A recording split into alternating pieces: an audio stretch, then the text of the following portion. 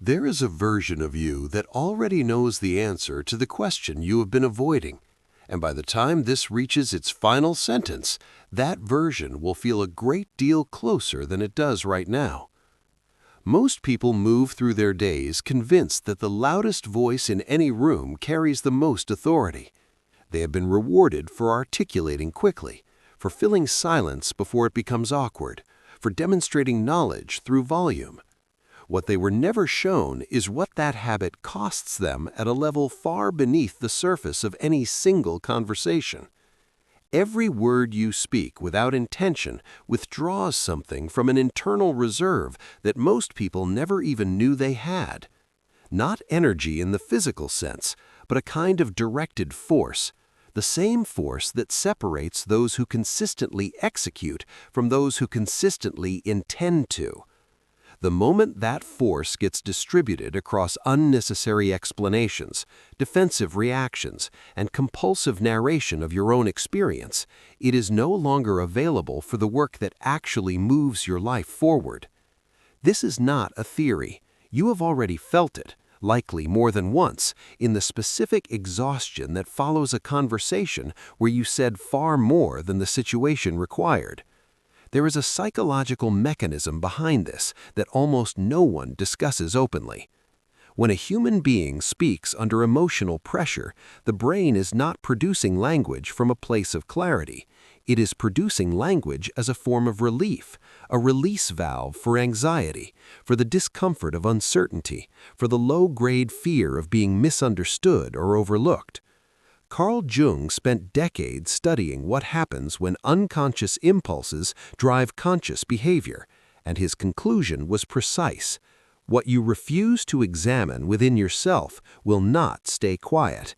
It will find expression through your words, your reactions, your need to explain yourself to people who were never asking for an explanation in the first place.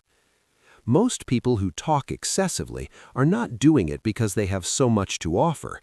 They are doing it because silence confronts them with something they are not yet ready to face. And that confrontation, that discomfort of sitting in quiet without reaching for a word to fill it, is precisely where the transformation begins. Consider what happens to your perception when you stop trying to contribute to every exchange. You begin to notice the texture of what is actually being communicated beneath the surface of what is being said. You catch the hesitation that contradicts a confident statement. You identify the need for validation disguised as a casual remark. You hear the real question buried inside the question someone actually asked. None of this is available to the person who is always preparing their next sentence. It only opens up for the one who has learned to be genuinely present without the obligation to perform. There is a quality that highly effective people share across nearly every field, and it is not intelligence in the conventional sense, not charisma, not even discipline. It is a kind of interior stillness that allows them to respond rather than react, to choose rather than default, to act from intention rather than impulse. That stillness is not passive. It is one of the most active states a person can inhabit. It requires consistent practice, and it begins with the decision to stop treating every silence as a problem that your words are responsible for solving. When you announce your plans before they have taken root, something subtle but consequential occurs. The energy that was entirely yours, directed toward a single purpose, becomes shared with every person who now holds an opinion about what you said. Some of those opinions will be supportive, and even the supportive ones redirect a portion of your focus outward toward managing how others perceive your progress, rather than simply making progress. The ones who are not supportive introduce friction at the exact stage where your momentum is most fragile. Strategic silence around your ambitions is not arrogance. It is not secrecy for its own sake. It is the recognition that certain things need to be protected during their formation, the way a structure needs time to set before it can bear weight. The people you most respect in any domain did not achieve what they achieved by narrating the process as it unfolded.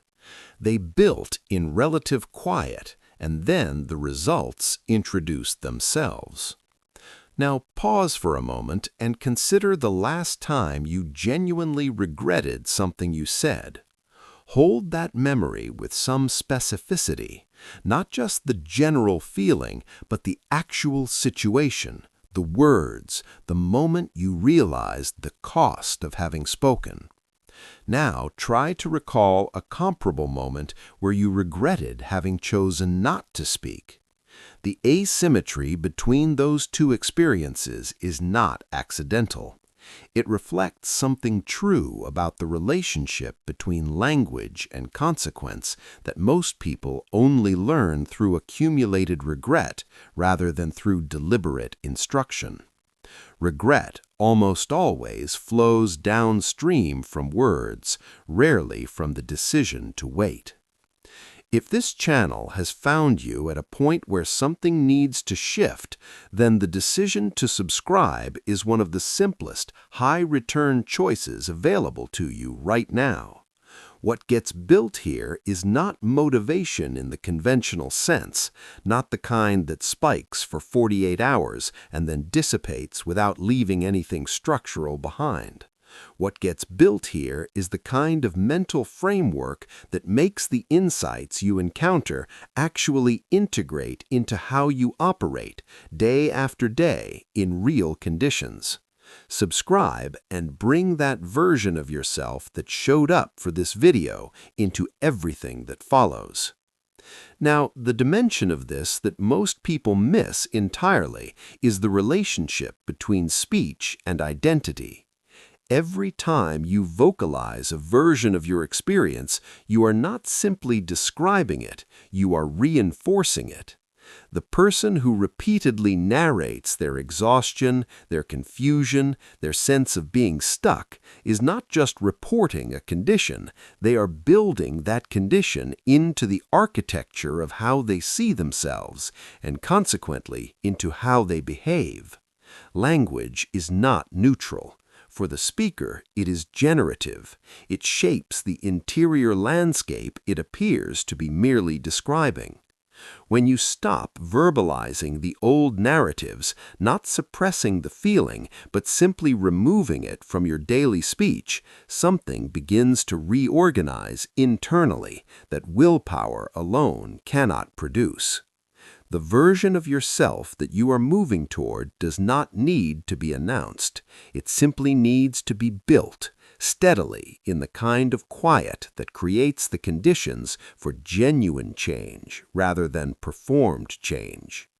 There is a specific discomfort that arises when someone provokes you and you choose not to respond. It is not a comfortable experience, at least not at first. Every trained impulse in you will insist that silence in that moment means concession, that it signals weakness, that the other person will misread your composure as an inability to defend yourself. But consider what actually happens when a genuinely secure person absorbs provocation without reacting. The energy of that provocation has nowhere to go. It returns with full force to the person who sent it. You have not surrendered the exchange. You have declined to enter a contest that was never worth winning. And that refusal, executed without drama, communicates something that no clever rebuttal ever could. It communicates that your internal state does not depend on external conditions for its stability. That is not a small thing. That is a level of self-possession that most people spend an entire lifetime attempting to perform without ever actually developing. Listening, real listening, rather than the act of waiting for an opening to speak, is among the rarest capacities in any professional or personal environment. When you develop it with intention, you begin to gather a kind of intelligence that is simply unavailable to those who are always composing while others are still speaking. You understand situations at a level of depth that changes the quality of every decision you make within them. You become genuinely difficult to manipulate, not because you are defensive, but because you actually see what is happening. Observation requires space. That space only exists in the absence of compulsive verbal output. This is also true of the relationship you have with your own thinking. The clearest and most useful thoughts you will ever have do not typically arise in the middle of a conversation. They arise in moments of quiet, after the noise has settled, when the mind is no longer performing for an audience and can simply process what it has been taking in. Most people are so uncomfortable with that kind of internal quiet that they fill it immediately, with distraction, with speech, with anything that prevents the encounter with what is actually present inside them. That avoidance has a cost. The cost is a life lived at the surface of oneself, responsive to external stimulation, rarely descending into the kind of depth where actual transformation is possible. Growth that happens without public narration has a very different character from growth that is performed for an audience. The first kind belongs entirely to you. No one else's skepticism can reach it before it is strong enough to withstand scrutiny. No casual dismissal from someone who does not understand what you are building can contaminate it at the stage when it is most vulnerable. You arrive changed, and the change is already complete before it is ever observed. That is a form of protection that no strategy can replicate. It is simply the natural consequence of learning to move in quiet. What you choose to say, when you have genuinely mastered the choice, will carry a weight that constant speakers never achieve. Because it will be rare, it will be considered, it will arrive with the authority of someone who clearly did not need to say anything, but decided that this particular moment was worth the investment. That authority is not performed. It cannot be. It is the accumulated result of every moment you chose precision over volume, of every silence you held when the easier path was to fill it, of every plan you protected until it was ready to meet the world on its own terms. The life that changes most completely tends to be the one that changed in the quietest way. No running commentary, no ongoing announcement, no need for external witness to make the process feel real. Just the steady, disciplined accumulation of a self that no longer requires the world's constant response to know that it is moving in the right direction. When you arrive at that place, even partially, even imperfectly, you will find that very little needs to be explained. The results will have already said everything worth saying, and you will realize with a clarity that does not require any words at all that the most powerful thing you ever learned to do was simply know when not to speak.